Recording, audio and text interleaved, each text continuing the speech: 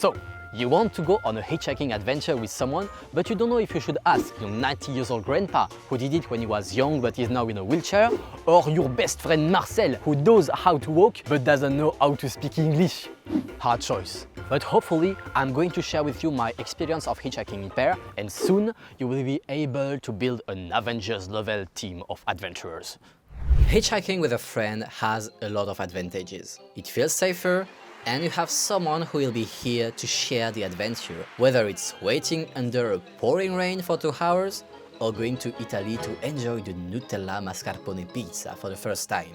Traveling with a partner, however, has a few downsides, because you will always need to find a driver who has at least 2 available seats. So it means less opportunities. And choosing the wrong partner can have a disastrous effect on your trip.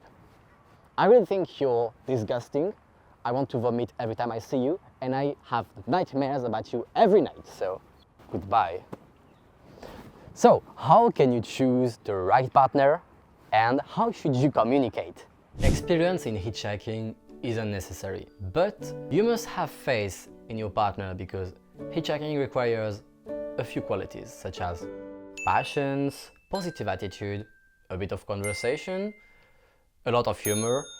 So trusting your partner in his or her ability to go on such an adventure is really important. You should really discuss your expectations, because if one of you is mostly into partying in big cities while the other mostly wants to go hiking in the nature, you need to know.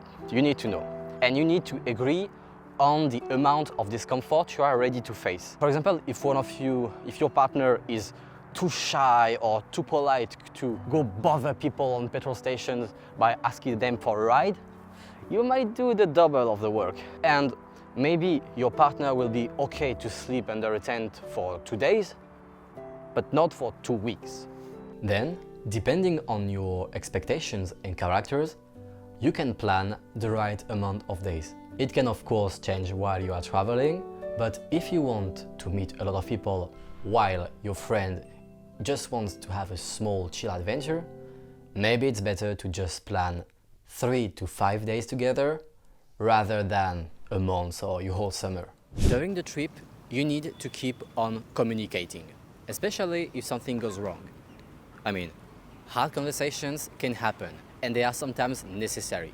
This is why you will both need to have good empathy, patience, humility and flexibility.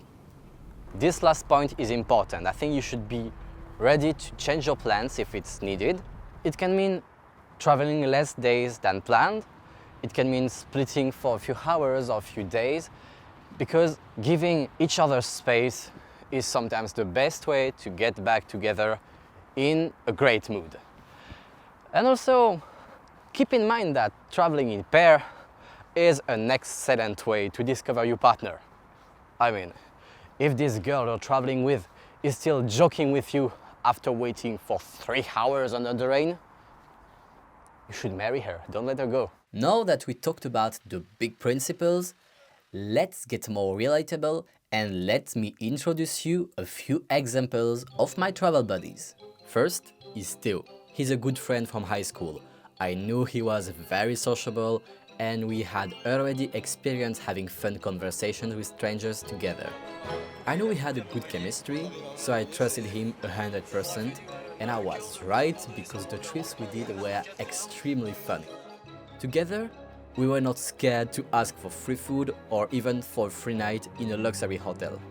We didn't expect any results, even if we had some good ones sometimes.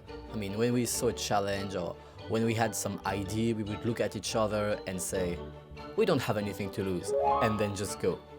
Daring and having fun doing it was the most important. Second is Mathieu. He's a shyer friend and he was doing a documentary about what is home to you. And he wanted to talk about nomadic lifestyle in it, so he asked me if he could follow me on a few days. I expected to do most of the work, but Mathieu ended up being a very good surprise as he was very efficient on the active hitchhiking part and even dared to ask for free French fries in Belgium. He was less comfortable about asking strangers for accommodation, so we agreed that I would take care of this part, and after 5 days together, we had a really good experience and then we split as we had other plans for our holidays. Third is airland. Sometimes you will randomly meet people who are traveling too and have a good intuition about them. In this case, it happens quite naturally to mix your plans, and I would suggest to first do a small trip together and eventually plan to do something more ambitious later. That's what happened with my friend Erlen, for example. We met through couchsurfing in Valencia because he created an event about hitchhiking to Andorra, and it ended up being an adventure full of great anecdotes. And then Erlen invited me to join him to the hitchhiking competition, Autostop.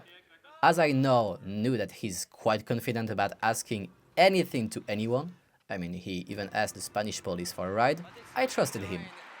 The result?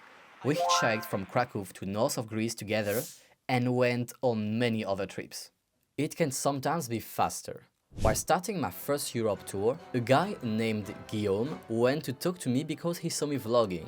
And as he was really fun, sociable, we spent the whole afternoon together visiting Brussels, and he even got me invited to his couchsurfing.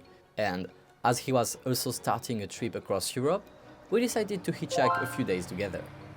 And sometimes you'll simply meet other hitchhikers on a petrol station, hitchhike the same car, and end up being friends. Little extra note, same rules will apply if you are a group of 3. Of course, the hitchhiking part will be harder, but still possible. It's even possible for 4 persons to hitchhike together. But be prepared to have few opportunities. Many people is more intimidating for potential drivers, and as you can guess, they won't always have enough seats for you. But the maximum we did in a car was to be 5 persons on 3 seats, and it was quite a specific situation. Short ride, but legendary moment.